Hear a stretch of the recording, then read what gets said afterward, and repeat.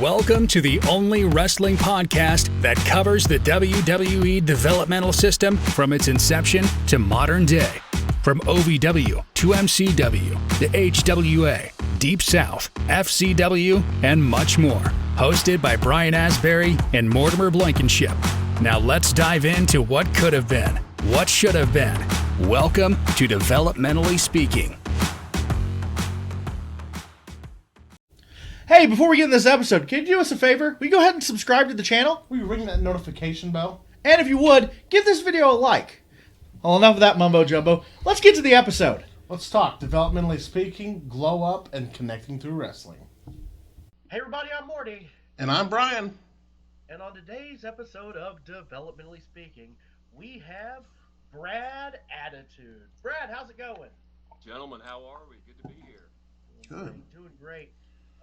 So I want to cut right into the business right now. The first question I ask everybody, what made you want to get into professional wrestling? Man, such a loaded question, and since I don't want to go too long on this thing, ever since childhood, I mean, growing up in North Carolina, Starcades, all of that. I mean, NWA hotbed. It's all I ever knew. It's all I ever knew I wanted to do. I didn't know there was an opportunity. I didn't know, I mean, back in those days, NWA and things like that, it wasn't like there was a bunch of wrestling schools around that I knew about or anything like that. So, growing up here, I mean, you had, it was basically NASCAR, which I wasn't too big of a fan of. Elvis, a little earlier than my time, but they always say NASCAR, Elvis, and the NWA in Charlotte. So I was always attracted to the NWA and Starcade. My family always took me to the events, and I just kind of became a fan because of them. Where did you start your oh, go ahead. Where did you start your training at? What made you decide to make that leap? Where did you start? Yeah, so that I told you, I didn't know there was such thing as indie wrestling. I mean, I would see the shows. I didn't really kind of put it that it was an independent, but I went to a show at North Wilkesboro Speedway, which was like a very famous old school NASCAR track. Now it's kind of coming back into popularity, but I went there. I was probably 9 or 10, and Andre the Giant was on the show, and I got his autograph and sitting over there, and it ended up being like less than a year before he died. But they brought him in on like an 18-wheeler. He was in a golf cart, could barely move, but all I can remember is just like WWF at the time, big superstar that I used to watch, and then now I'm seeing him on this level. I knew there was something else. I knew there was like a way from getting to WWF to where I was watching at a speedway. I just didn't know what it was. So basically I went to college in Greensboro, North Carolina, ended up wrestling in Greensboro Coliseum much later on, but I went to college to play baseball and football. And then at the end of my freshman year, this particular college was the only one that would let me play both sports. I was never really great at a sport, but I was good at a lot of them. So I was able to kind of parlay that into a semi-athletic career. And then at the end of my freshman year, I wasn't playing any of them, and I started looking around for just stuff to do. And I happened to see an independent promotion around the Greensboro area. Emailed them. Turns out they were very popular. Just luck of the draw, they would have it. It was CWF, who was one of the closest to like mainstream as far as the North Carolina Indies go at the time. And I just asked him if I could put up a ring, if I could just be around it. I didn't really know there was a training. I didn't really know any of that. And that's kind of how I got into it. I ended up lying and saying that I'd been trained before, which kind of fast-shotted me to a different school or a different training class. And ended up like 9 months later, I was in the ring. But yeah, kind of a crazy story, but I knew it was always something I wanted to do. I just didn't know how to do it. Amazing. Yeah, a lot of people seem to do that sometimes when they take that, they fib a little bit to get that. And it really was a little white lie, as I like to say, but I told my trainer way later on down the road, but it was like it didn't really matter because when I went in, I knew all the moves. I just didn't know, and very quick learner and different things like that. Almost a natural when it comes to especially like the small parts of it. Psychology and things like that, I didn't get for the longest time. But as far as like going over moves and repetitions and bumps and things like that, which what would have been my earlier class anyway, that was pretty easy to figure out and kind of jump on board. Absolutely. So after you did the training, did you just stay in the Carolinas when you first started working, or how was Uh, that? Great question. So, September of 2002, I had my first match, and I mean, did it all. You hear the stories back then, especially, and I know we'll get into WWE and different things like that, getting noticed, and things like that. But back then, it was such a land of the giants, and I know you probably had a bunch of guys on these different developmentally. It's just a different world than it is Hmm. nowadays, and I'm thankful for it in many aspects. But I mean, you had to be 6'3", 225 to even be looked at. So at that point, it was all about getting your name out. And I remember HWA was a big thing. So I would drive up there on like a Tuesday night for their TV, 8 hours one way, do their TV, and then drive immediately back to North Carolina to make it to work by Wednesday morning, Wow. all for $20. Mm. But the relationships I made, and I wouldn't do that with a lot of companies. Believe me, I wasn't doing that all the time. But for HWA, it mattered because I developed relationships with. Well, I ended up knowing Mox there, and that's how we met. But like guys like Matt Stryker, BJ Whitmer, Unibrow Matt Stryker, not teacher Matt Stryker. Always got to specify that. Hmm. Um, but yeah, meeting those guys and getting to train with Les Thatcher, Cody Hawk, guys like that. I know Jamie Noble, people like that would come in on their off days on the road, and it was just a different training than I was getting in North Carolina. So I always tell young guys now, it's get as much. There we go. Do we have a run in? Was that music Oh or something? no, I was trying to shut my phone up. I'm just kidding. But yeah, just get as much training from different areas as possible. I always say Japan, UK, different things like that. But for me, in my early times, it was getting North Carolina, getting OVW training, getting HWA training, all the different, I guess you would call it territories at that time, was what I was trying to soak up as much as possible. Oh yeah, for sure. Got to get the miles in, basically. Get as much under your belt as you possibly can. Especially We've in had, those days. I mean, Hmm. I don't want to cut you off, but in those days, it was really all about earning your keep. It was all about putting in. Now guys can make it and not really have to pay dues, as they say, and things like that. And the business is in a much better place as far as a lot of things go with drug Hmm. testing and different things like that. But there are some things that I mean, putting up the ring, driving that far, doing things like that makes you appreciate it, not just joining wrestling because you think it's a cool way to make a buck or get famous or Hmm. something like that. right. Yeah. And experience all And the different styles and different trainers and different, from Cincinnati to where you're at. It's two different worlds almost sometimes.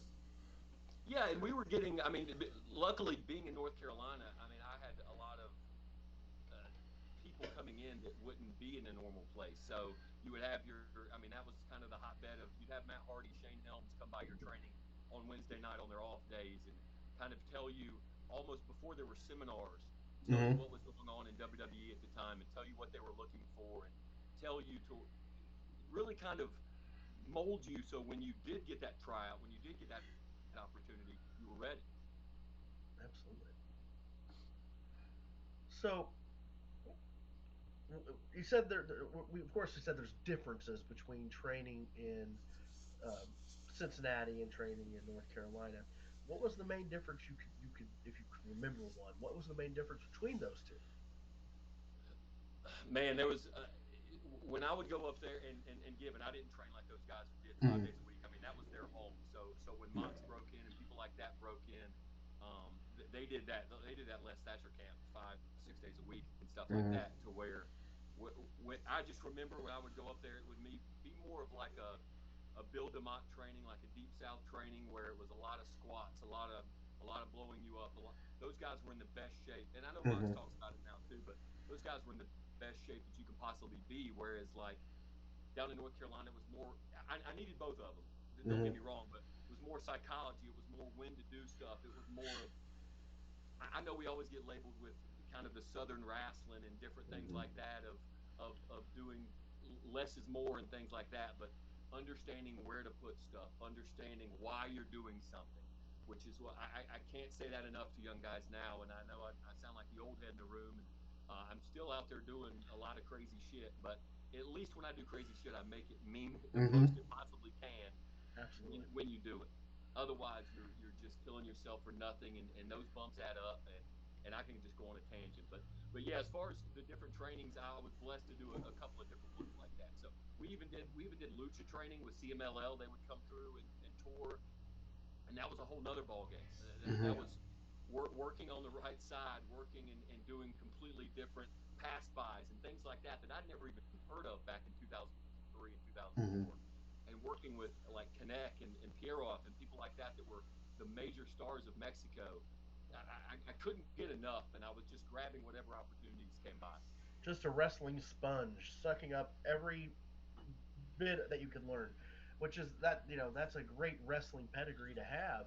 Mm-hmm. Is all of that. I mean, I could sit here and listen to you talk about less is more and talk about it, and I will smile and nod and agree with you the whole time because that's my training is very much less is more. Keep the high spots for the right moments, stuff like that.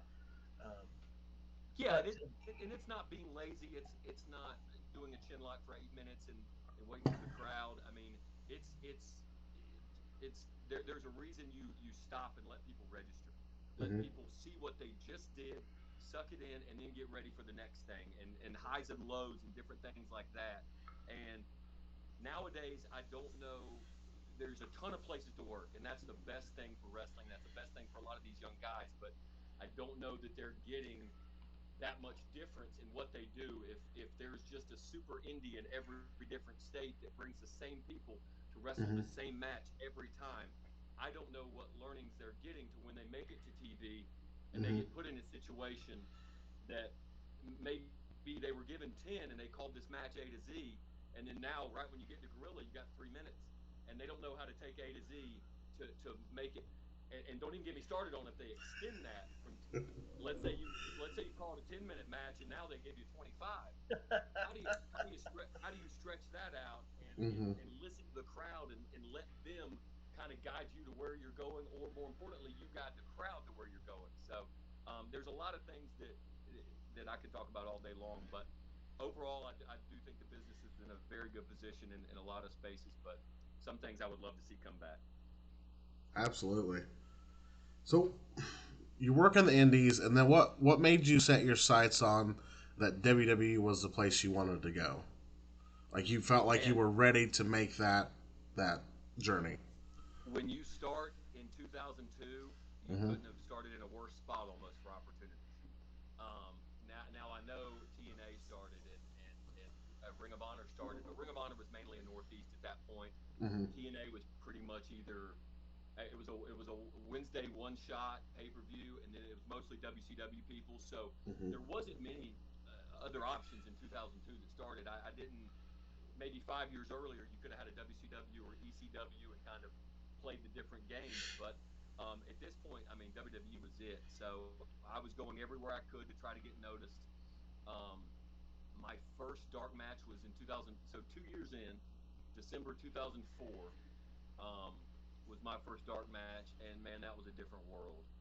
Especially back in those days when you get back there and uh, you see all the stars you've looked up to, and there was no taking pictures like they do nowadays and different things like Mm-hmm. that. Of taking pictures backstage. I mean, you would. It's probably 3 years before I even got to say that I tell anybody that I wrestled in WWE. But yeah, yeah. I mean, it was really the only goal at that time, and it was the place that would put you on the map. And I got a lot of heat in North Carolina because I would leave and go elsewhere and try to get better and stuff like that, and I didn't really stick to the North Carolina Indies that were so important to so many people.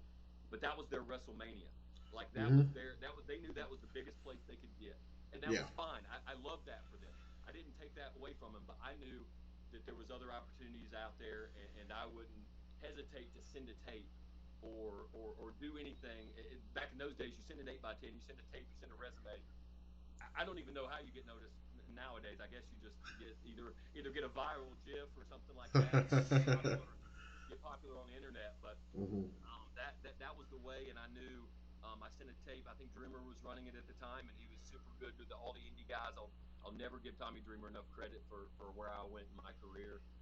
And lucky enough, he took a shot at me, and I mean, I was probably 6'3", 225. I was very much on the small side of independence at that point.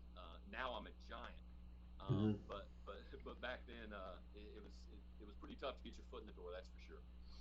Oh yeah, I would agree, and that's the main difference why I think developmental so much is you traveled, you do those little. I'm not saying NXT doesn't do it, but like FCW, you would do those little house shows, and you would learn as you go, and you're not automatically just thrown into the spotlight on how NXT is now. And I feel like a lot of people, like you said, you got heat for leaving the Carolinas. That that's majority of the problem is those people want to be the big fish in the small pond, and then how A dare you try to better yourself? 100%. And you know what? For some people, that's fine. Hmm. And if you want to be the big dog at your local indie and work once a month and do different things, that's perfectly fine. But I knew that wasn't how I. Time is so fleeting in this business, and it's stuff can happen so quickly that time. They say timing is everything, and I just wanted to kind of be. And I wasn't prepared. Believe me, I wasn't prepared for Hmm. WWE. I wasn't.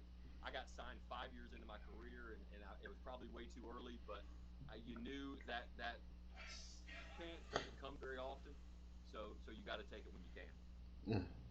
So you sent your tape in, and then they called you, or how? What was the timeline between that? So back then, yeah, you just contact Dreamer, Tommy Dreamer, and you basically send a tape, and then if they like you, they put you a tryout. And I mean, I did tryouts, so I mean, I did tryouts for almost 3 years. Hmm. Anytime they came in, probably man, there was a time there was like 4 or 6 times a year.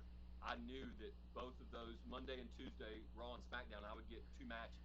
Hmm. Uh, it was almost kind of to a fault where you knew you would get TV matches when they came in, but they saw you so often that you almost became just white noise to them, to Hmm. where like they knew you were a great worker, they knew you were a good hand, but like why would they invest so much money in you? Why would they do that when they've seen you lose on TV? They know about as much as you can do in the ring. You're Hmm. really good, but like I don't know that opportunity screams superstardom. So sometimes you do need to kind of step back and go, this is a good idea, but every now and then maybe make them want you a little bit Hmm. more. And I didn't realize that until I ended up getting signed, which was 2007. And I don't know if you're going to go that way or not, but for the longest time, my last kind of dark extra work was August of 2007, I think. And I did 2 TV matches. I forget who I worked Monday, but I know I had a good match with Mark Henry on SmackDown on Tuesday, and it's so funny. Mr. Kennedy, who I'd never really had a relationship with, he's kind of a Wisconsin guy. I'm a North Carolina guy, so I never really had a relationship with it. But I'll never forget this. He just stopped me backstage and said, why aren't you here with us? Why aren't you signed? And I was like, man, how long do you have? I wish I could tell you. And he goes, I see you all the time. You're good. You're in great shape. You've got a good look. I've seen you work. Like, what stopped? Like, have you ever talked to Johnny? And I go, no, I really haven't. Like, I just come in, do extra work, make my money. I used to always love hanging out with the guys and stuff afterwards. There was a lot of the Matt and Shane relationships, Chavo Guerrero. A lot of people were really cool with me. We would go party afterwards and stuff like that, which was great. But I knew there was another step I needed to take to be on their level. So hanging Hmm. out with them 3 or 4 times a year is cool, but I want to be there weekly. I want to be there doing the grind, doing the drives with them, and things like that. So thank God for Mr. Kennedy. It's so unexpected, but he goes, hold on 1 second. He went and got Johnny, and Johnny comes in. We have a meeting, and I mean this is right after SmackDown, and he's like, and he gives you the $1 million question, which I tell so many people, be ready for. And he was like, well, A, why should I sign you? Why should you work here? And then B, how can you make me money?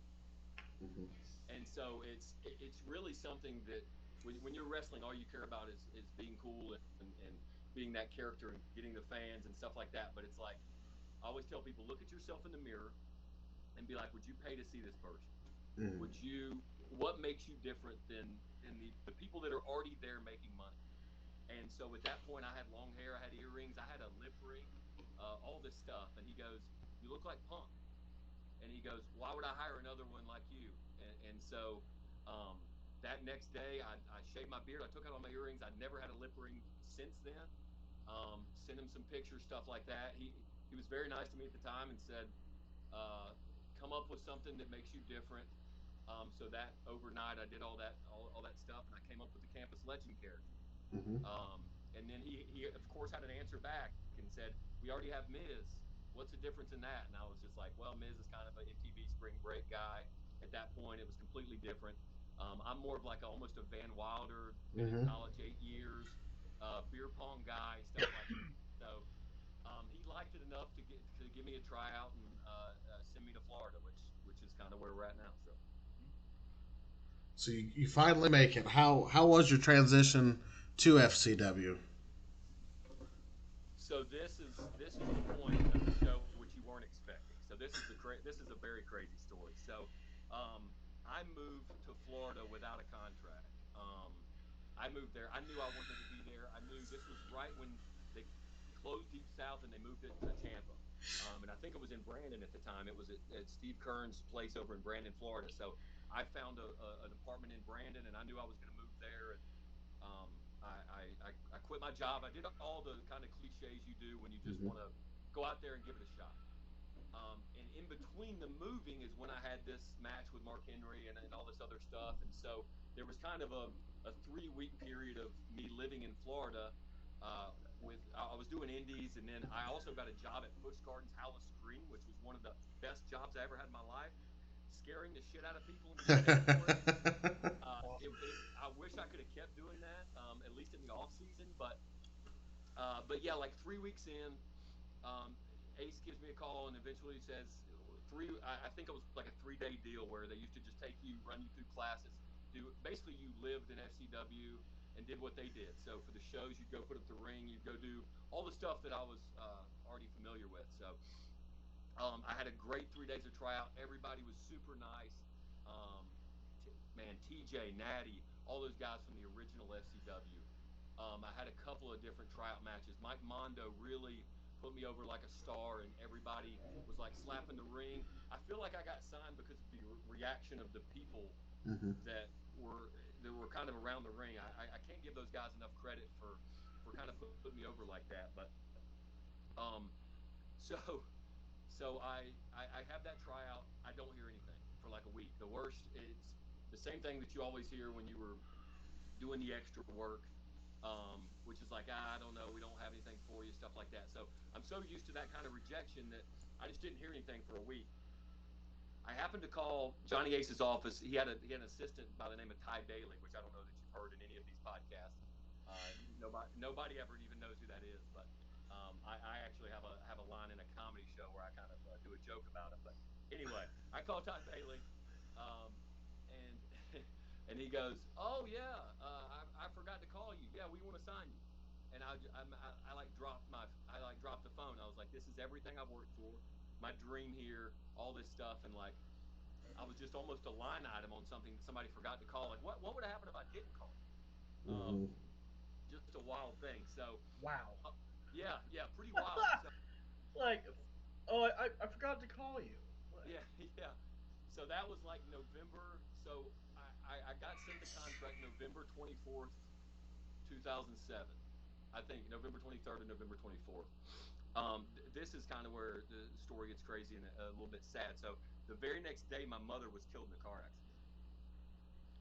So, yeah, and I always 15 years ago, and so everything that I'd worked for, my whole life, she was my number one fan. She used to go to all my shows, all that stuff. I've still got all of her stuff that I gave her shirts and pictures and stuff. I've still got it hanging up in my room and stuff, just to remind me always where I've been. But to get the greatest day of your life, and then the very next day, the absolute worst, most heartbreaking moment in history.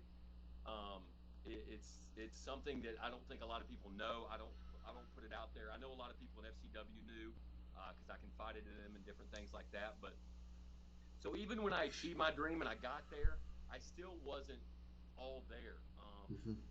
I needed wrestling. I needed that place to get my head away from stuff. Um, but yeah, it was a very wild time. In fact, I didn't. I mean, I flew back to North Carolina for a week to do everything, and when I flew back, I had a notice on my door that they had tried to deliver my contract 3 times and I wasn't there, and that they were about to send it back to Connecticut if I didn't get it that day. So I almost didn't get a chance to sign my contract. Um, so then I of course, I didn't even think about wrestling for a couple of days, Hmm. obviously. And then when I signed my contract, I sent it to Ace, and I told him I was like, man, I got to tell you, this, I just don't want you to think that I didn't want this opportunity. This is what happened. Hmm. And of course, they were super understanding. They told me to take as much time as you want before reporting to FCW, and I probably didn't take a week or two before I knew I needed it. I knew I needed to put my 100% into something, so I didn't sit there and wallow about losing my mother. So Sorry to hear that. Yeah, I could I could sort of relate to it.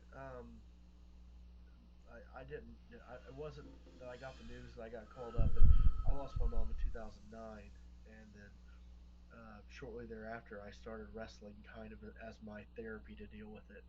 So like yeah, I didn't realize at the time that that's what wrestling was. I just wanted to get into it because I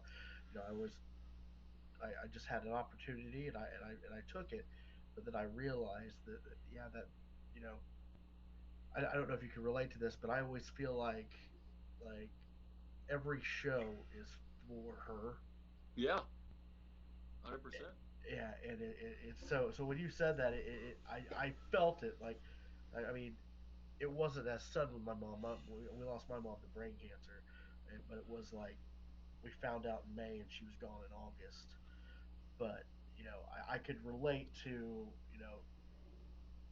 I was a mama's boy. I mean Yeah, that yeah. 100% a mama's boy, and um, she did. She never got to see me perform, but I still perform even to this day. You know, I always think, I wonder what mom would have thought of that. So She's you just gotta know she's watching. She's Hmm. proud, and I have no doubt that my mom has the best seat in the house. My mom don't want to overshadow your story at all, but my mom no, was no I, competition in this whatsoever. my mom was diagnosed with cancer also in like 1994, given a 6% chance of living. So she had lung cancer, spread to her brain, spread to quite a few places. So I think of it as I got 13 extra years with her, Hmm. to where she did watch me wrestle. Wow, And she for almost 5 years was always at the front row whenever she could. And I mean, she would get wild, and she would. I never smartened her up. Never needed to. I mean, that's awesome. she thought she hated when anybody was hurting her boy. And I'm looking at a Rock and Roll Express jacket that she wore that's got framed. I got a picture of her with Ricky and Robert in it, and it's one of my most prized possessions. She loved wrestling. Her and my father both, and that's kind of what got me in it. So to your point, everything you do that you put 100% into, it's for her, and that's what Hmm. she's doing. And I I do wish that I had a chance to like kind of maybe grieve and not go right into the most important job in the history of my life. Hmm. Um, but you don't get to control those situations. So Right. God has a plan, and He does what He does, and I have full faith in that. And He needed her more than I needed her down here. So she was able to watch everything that I did from that point on. So That's the statement you said. He needed her more than I needed her down here. That that's deep for me. yep, That was one of the hardest things for me to grasp. So yeah, like wow, uh, I do feel for you, and I can relate. And yeah, Brian, go ahead. So, how was your time in FCW? man. Well, here's the point. You might get your first beer sponsorship ad Oh, here. here we So go. Here we I go. I can't talk about Tampa, Florida, and I kind of have to do this right after that deep discussion about our moms, Hmm. just to kind of get just to get my head wrapped around it. And I can't talk about Tampa, Florida without opening a beer. So I do have a New Belgium Voodoo Ranger Fruit Force, brand new fruit punch IPA, 9.5%. I am sponsored by New Belgium, the only professional wrestler sponsored by New Belgium, so I did have to get that out of the way. I've had a Voodoo Ranger before. That's some good stuff. They are the number one craft brewery in the country, so there's a reason they latch on to the 1 star, obviously. So, Exactly.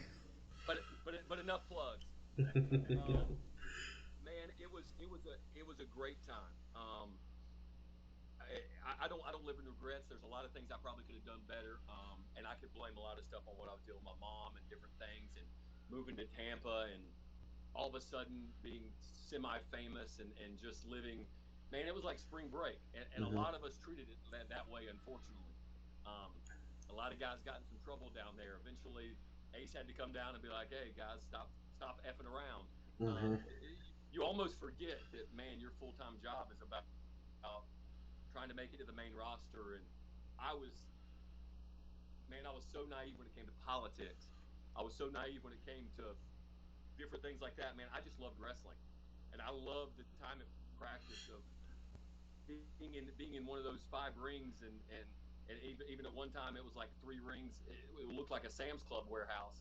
And then by the time I left, we had an arena for TV, and OVW had closed down, and we had all those guys. So there was just a mix of so much talent, and I just loved being in there with so many people, and so much good talent. And we can, I'm sure we'll talk about the whole time at FCW, but this was also a time where they were hiring a lot of football players, a lot of models, a lot of stuff like that. So it would be very easily to get frustrated on these guys are getting the rocket ship on them and stuff like that. And meanwhile, I've been busting my ass in wrestling, and Hmm. I know I know the main event of WrestleMania 3, and these guys have never seen it. Just different things like that.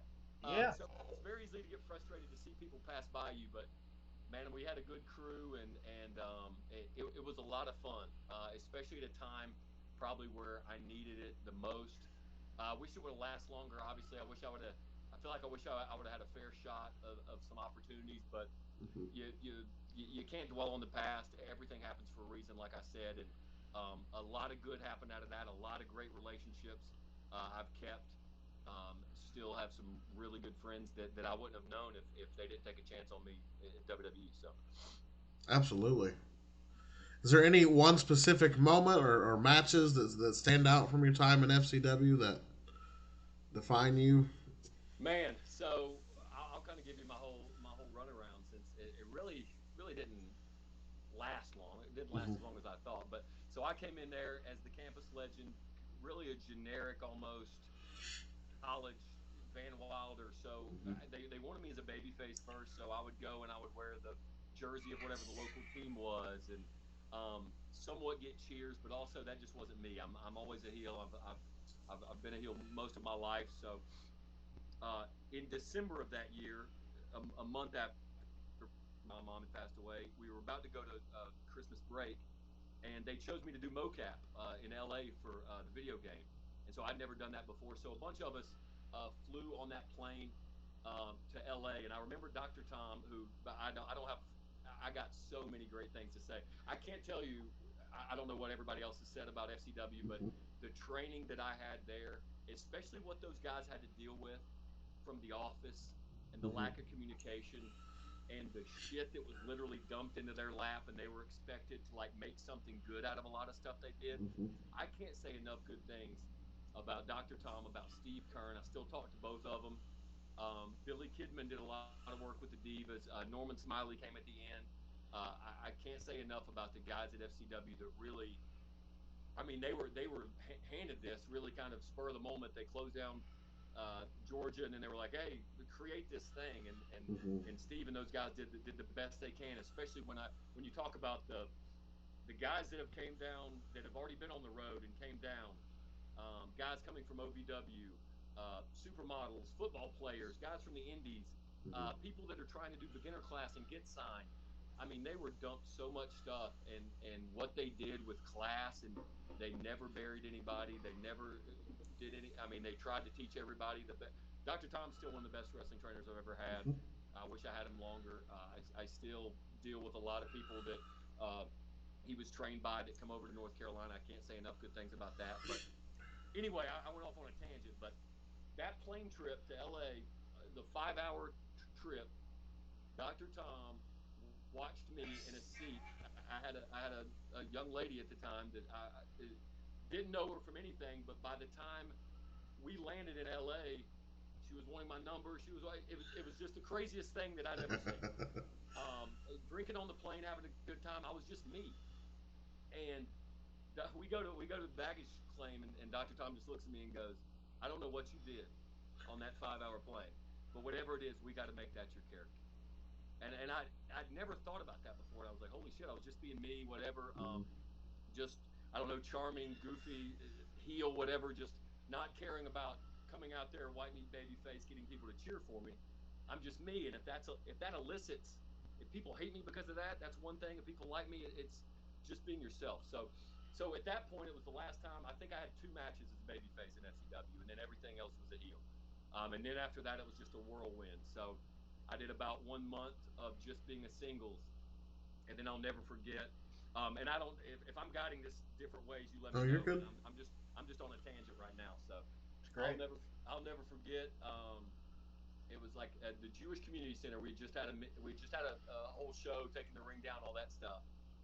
And Dr. Tom and Steve yell at me and Nick Nemeth, who is of course Dolph Ziggler. If for people that are watching a developmental show that don't know anything about wrestling. Um, and so they call us to go in the office, and man, I was like, I mean, me and Nick had been cool, but like, and and Nick leans over to me while we're walking in and goes, "Man, did we fill a drug test or something?" And I was like, "I don't know what's happening." So, uh, but then it was one of the most fateful conversations that I've ever had, because I've got a 15-year best friend out of it now. But um, Dr. Tom said the office wants to see you two together. You guys need to look alike. Blah blah blah. That's it. That's all the guidance you really got in FCW was, Hmm. hey, they want to see this. So I go, well, I've got short black hair at the time. He's got long. He looks like he does now. So Hmm. I go, well, I guess I've got to bleach my hair. I guess that's the only choice. You're not going back to brown, so here we go. So I bleach my hair the next day. We get put in this whole whirlwind of a tag team together, and then I just tried to think of ways. Every time the riders would come down, and every time people would visit, it was always kind of a showboat thing, and kind of a just, you're walking the runway hoping that they pick you, and hoping that they find something, a rider can find Hmm. something that they can latch on to. And so I was thinking, why are me and Nick Nemeth together? Why is this? So the campus legend, and I used to come out. I mean, I would go above and beyond as a heel. I would wear a beer helmet. I would play beer pong. I would do everything that I love doing, and still do to this day, really. Um, but I was like, why would WWE latch on to us? So Nick Nemeth, for those who don't know, Dolph Ziggler is at that point had the most wins in the history of Kent State wrestling. So he Hmm. was a legit campus legend. And I just had to. He wasn't showing it at the time. He was I mean, he was the same crazy guy that he is now, doing the same gimmick almost. But I just tried to latch on to, that's the reason that we're together. So they we have some success there. They eventually put Taryn Terrell with us, Hmm. who I also dug into and found that, I hope he's okay. Oh, I about hope I Dorian didn't helping. I hope I didn't just kill someone. No. And so they put Taryn Terrell with us, who's another blonde, obviously a beautiful woman. And I dug into her past a little bit and found out she was on the cover of Playboy's Co-Ed edition. So Hmm. how perfect is it that we all three are campus legends in our past? I'm the only one that's actually kind of a fake one. I did go to college for a long time, and I do like drinking, but I was certainly no legend. So us three together was a great time, the best time. I mean, some of the stuff we did at shows where they would make us wrestle at like a flea market, and Hmm. a flea market in Florida, and we would go and walk through that flea market and find the gaudiest T-shirts to wear. And I've got pictures and stuff of that, and of course Taryn's looking like a supermodel, dressed like a cheerleader, and me and Nick have shirts that say like 51% nice, 49% bitch, don't push it. Like the most white trash shirts you can get, with like affliction style crystals and just such crazy stuff. But it was such a great time. It was so over with that crowd. I mean, we had success. We won the tag team titles there twice in a relatively quick time that I was in FCW. I mean, I thought this was the way it was going to go. I thought I was FCW tag team champion. I'll be on the main roster in a year. Like Mm-hmm. I never really thought seriously about that because they would always come and they would pluck people, and it was during the ECW like talent initiative where they would bring Kofi and Evan Bourne and Sheamus and people like that. So every Tuesday night we would lose somebody, and I kind of got the hint when like Dolph would go on the road on a weekend, and then they would bring up Taryn for something, and I go, it's probably not looking good for me that they obviously have plans for these two separately, and I need to find something on my own that I can kind of dig into. So um, that's kind of the short story of Mm-hmm. everything. Now, did you ever get And to do that? we missed you, by the way. We thought you might have died. We missed you. I do apologize. Like I told you, I'm getting over a cold. Whew. I could not kick that tickle to save my life. Whew. Sorry about that. No, you're fine. So they're going on the I was road. only telling stories. I was only telling stories about Dolph Yeah. Ziggler and Terrence for real. Nobody wanted to listen. Oh man. I mean, I did come back to hear Affliction style gym like rhinestones, and I I I popped for that. So that's for That sure. so that and I'll tell you. Here's a little tangent. That was the time where the dress. I mean, I got signed like 3 or 4 months right after the Benoit thing. So Hmm. drug testing was at a premium.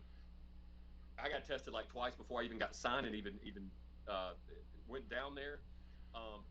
Also the dress code was a big thing. So in 2007 and 8, you could get away. They would somehow make it. You could kind of skirt the policy a little bit by wearing affliction shirts because they were $60, $70 t-shirts.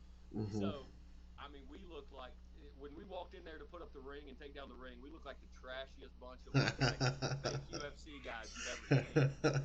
But it was just to avoid having to wear a suit Hmm. in the Tampa heat to put up a Yeah. ring when we could just wear a couple of affliction shirts and a nice pair of slacks and get away with it. So Mm. thank Absolutely. God for places like Buckle and places like that would keep us in business. So you were saying that Dolph was going on the main roster and Taryn was going, and then they just weren't calling You you could up. you could say you could see the writing on the wall. This was the time of it was our first TV. We had won and lost the tag titles twice. Nick had done a couple of loops, and you could tell they were because at this point, I mean, you got to think he had been up a couple of years ago with the Caddy.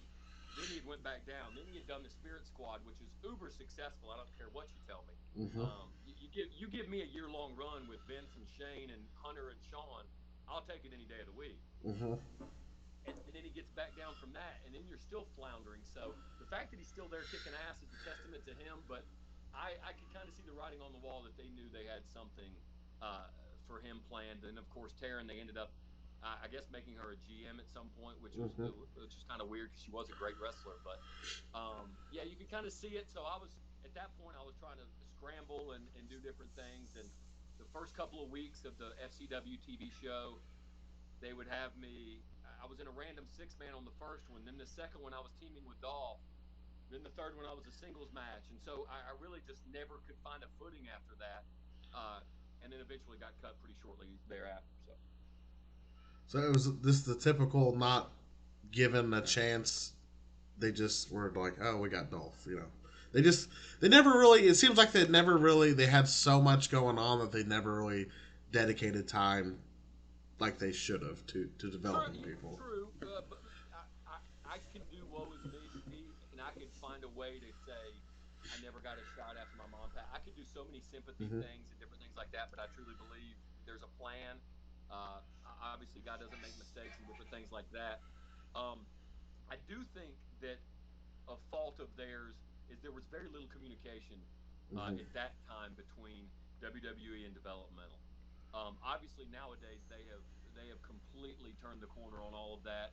I always tell people, I mean, the performance center is ridiculous compared to what we dealt with, and even we were probably better than some of the other previous developmentals. But the communication nowadays, getting those guys on TV.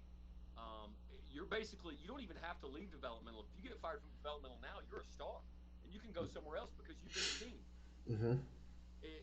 when I got fired, you really, unless you were like watching the local Sunshine Network and could see FCW or read the dirt sheets, or maybe somebody saw you on a house show when you did a loop, Hmm. nobody ever really knew it. So you really kind of had to. I had to start over. And we mentioned Evolve earlier before we started filming.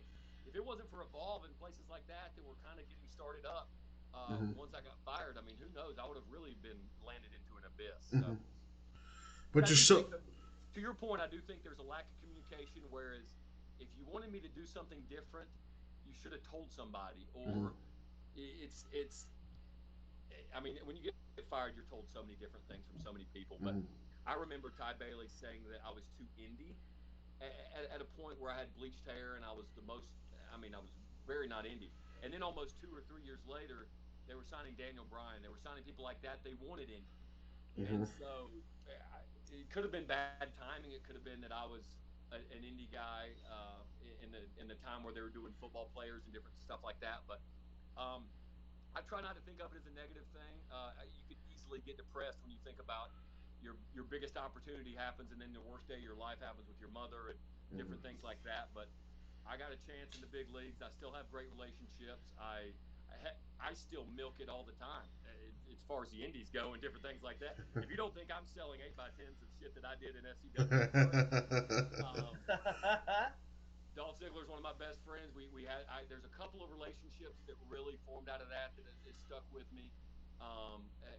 There's a lot of them that I was close to, and then the day you get fired, they forget Hmm. your number. Hmm. Don't get me wrong, that does happen.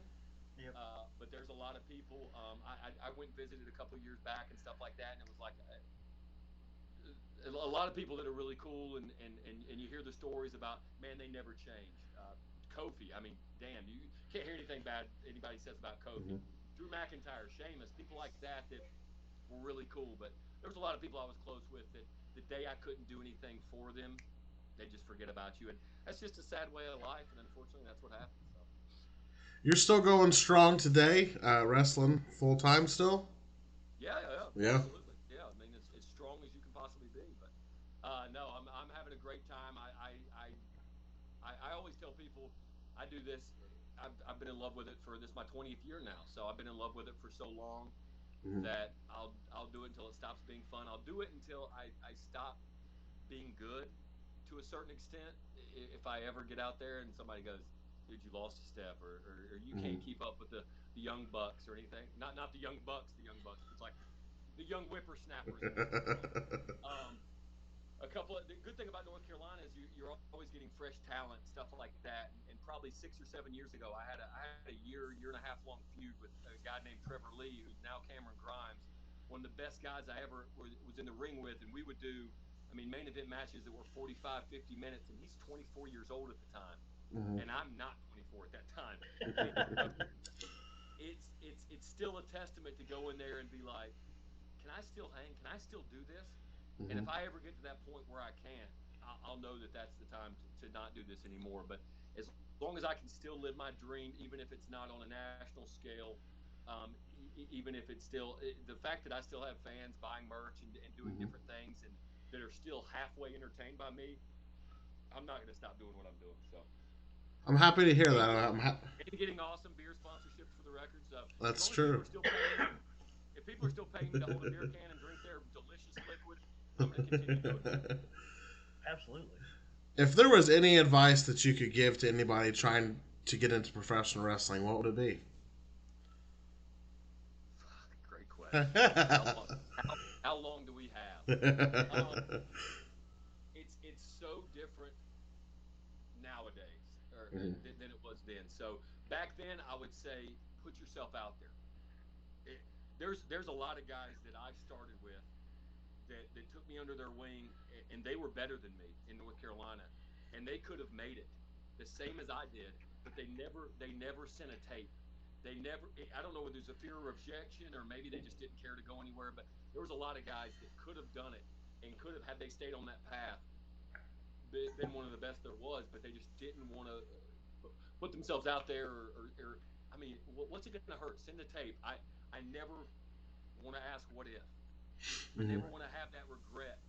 Been like, man, I was really in my prime. at 30 or 35, and I didn't give them a shot. So I would always say believe in yourself. First off, get a good reputable trainer.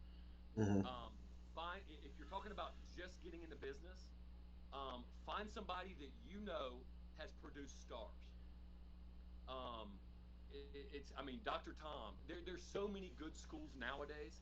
Dr. Tom. I know T.J. Wilson does stuff down there. Lance Storm, Booker T, Sean Spears, and them have produced quite a few down in Florida. So there is so many schools now that you can go. Even if you've been somewhat trained and you want to go get a polishing, go do seminars. Go do now. There's another thing. I could go on for days on this, but there's a lot of seminars out there for people that you don't want to take advice from.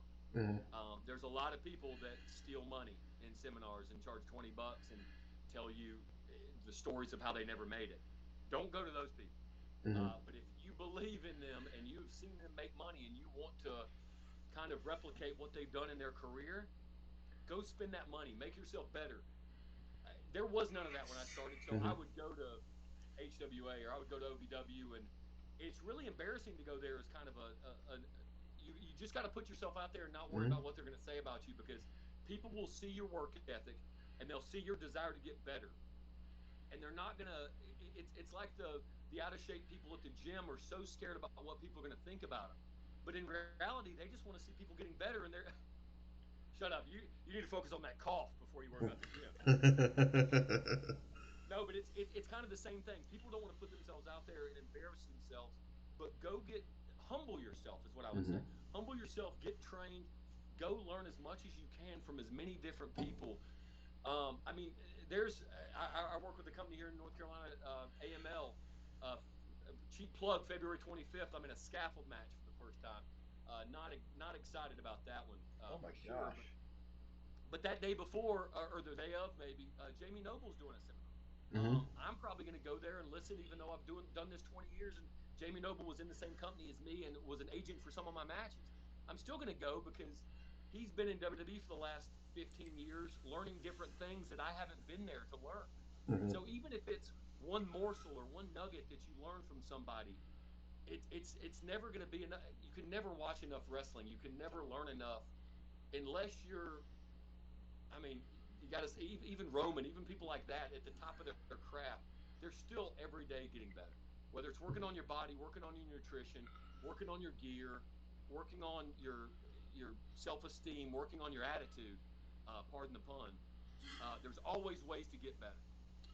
And so I don't think that answers your question one bit No, about what advice you would do, but all of that would be my advice. Go Well, get that's somebody perfect. trained, get trained correctly, and then never stop learning, take chances on yourself, and you'll make it. absolutely. Well, I want to thank you for coming on today, and thank you for all you've done for professional wrestling and all that you continue to do. It was an honor to have you come on today. You guys are awesome. Thank you. Thank professional wrestling for what it's done for me. Mm-hmm. It's provided me a chance to live my dream. I could never make it to the big leagues in baseball and football, but I got a chance to strap up in the big leagues, even if it's for a fleeting moment, as they Mm-hmm. say. But I had a blast. You guys were awesome. Thank you for the respect that you Thank you. showed. I don't do podcasts. I say I'm not saying that I get asked a lot, but probably once a week or something like that, some rando comes and says I have a podcast, and then I look and they have 10 followers, and they basically don't have questions and don't even have Mm-hmm. a segment. The fact that you guys take it's really an kind of an uncovered treasure Mm-hmm. of developmental. I know High Spots used to do. I did a couple with them about I forget what it was called, but Brian Myers hosted it. And me and Gallows did a few, and it's just everybody's got different memories from different developmental. Mm-hmm. And the fact that you guys are digging into this, and you guys have some really good talent do these things. So I'm honored that you even asked, especially in my stature in developmental. But it's such a lost art. There's so many things that have been covered in wrestling, Mm-hmm. whether it be pay per views or different matches and different things like that. There hasn't been much about developmental. Mm-hmm. I know WWE kind of did a doc on FCW, but it was really kind of the NXT version of FCW Mm-hmm. and different things like that. And then really OVW and different. There's just so many things that can be talked about, and every real star in the business can trace their roots to this. Mhm. So kudos to you guys that you guys are Thank taking you. the time. I appreciate you scheduling and doing all this and working around my schedule. I'm not the easiest one to get in touch with, but um, I appreciate it. Yeah, I mean it's cool to 15 years later think about that part of my life, and even the bad parts. I appreciate you going down that rabbit hole with me, and Mhm. I'm not glad, but it's good to have somebody else in that kind of position. Yep. And just if we can just pause the wrestling for 2 seconds and think about our moms, Mhm. that's cool. That's cool as hell to me. Oh yeah. Because I always say that, and when people leave us, and like I always say, there's a plan, and God needed her more than I did down here, but keep the pictures up. Always think about the pictures. I've got pictures I'm looking at right now. The second you take pictures down and stop thinking about those people, will be the day they get forgotten. So never do that, and never stop talking about it, even though it's a hard thing to think about. I appreciate you guys letting me talk about that, and giving me one more time to talk about my mom. So thanks, Fantastic. man. Thank you. Thank you, sir. You have a great evening. Appreciate it, guys. Thank you.